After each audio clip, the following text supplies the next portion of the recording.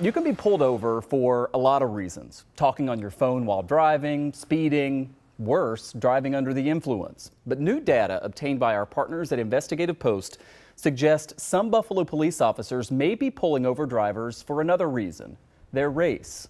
Those concerns and complaints led to a civil rights lawsuit back in 2018. And tonight we're getting a better look at what the plaintiffs are calling aggressive ticketing practices.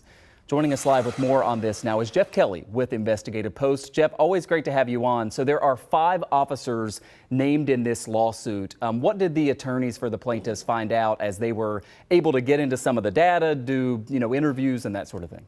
Well, these are officers that the attorneys for the plaintiffs would like to depose for this lawsuit, which, as you point out, is entering its 5th year now. And what they found when they looked at these 5 officers, they found that over the course of 9 years, they'd written about 30,000 tickets, and 2/3 of those had gone to drivers who were black.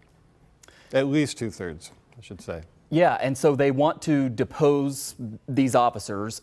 Is that sort of the next step, and what is holding that up? I mean, is there pushback on the other side, and how is the process going to kind of move? Yeah, there is pushback because, in fact, the plaintiffs have already identified 20 people to depose. They've deposed most of those 20. That's twice as many as is allowed sort of as of right in a lawsuit like this. So they've had to ask permission to depose, in fact, a dozen new people. And the defendants, which is the city of Buffalo and the Buffalo Police Department, have pushed back, saying you don't need to depose these extra people. You can get that information from the people you've already deposed or from the volumes of documents that have been handed over via discovery.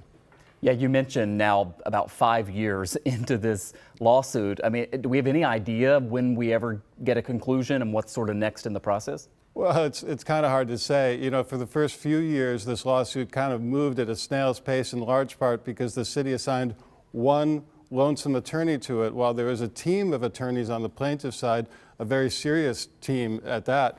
But last year, the city brought in the law firm Hodgson Russ to help, and my understanding is that discovery and depositions have been moving at a brisker pace, although brisk is probably overstating it.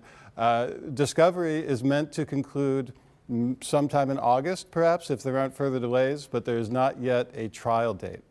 Finally, Jeff, there's been a lot of questions raised about this police unit in Memphis, considering the killing that was, of course, captured on camera down there. And there was a similar unit here in Buffalo called Strikeforce, which has been disbanded. But there is a lot of scrutiny now placed on these specialized units that are going into particular neighborhoods. How do you see that kind of factoring into this conversation that we're having about policing because of what happened in Memphis, but certainly here in Buffalo?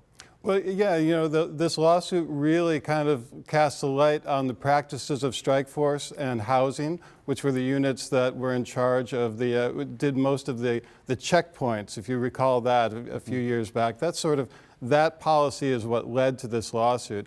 And in the course of this lawsuit, there have been depositions and documents that suggest that these units, these specialized units, are often not particularly well trained. Oversight is kind of lax, oversight and discipline both, and that leads to the kind of policing unconstitutional, racially discriminatory. At least this is what is being alleged in this lawsuit. It tends to occur as a result of that.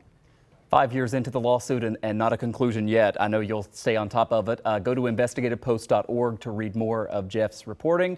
Have a great weekend. Thanks for coming in.